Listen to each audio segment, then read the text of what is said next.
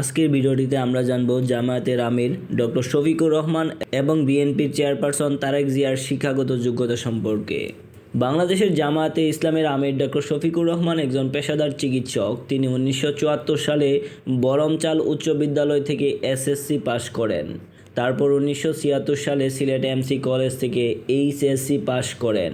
1983 সালে Sylhet MAG Osmani medical college থেকে MBBS degree অর্জন করেন। চিকিৎসা পেশায় জড়িত থাকার পাশাপাশি তিনি সক্রিয় রাজনীতির সাথে যুক্ত হন। অপরদিকে তারেক রহমান তার শিক্ষাজীবন শুরু করেন বিএফ শাহীন কলেজ, ঢাকা থেকে। সেখান থেকে তিনি মাধ্যমিক ও উচ্চ মাধ্যমিক শিক্ষা সম্পন্ন করেন এবং 1984 সালে ঢাকা বিশ্ববিদ্যালয়ের আন্তর্জাতিক সম্পর্ক বিভাগে ভর্তি হন।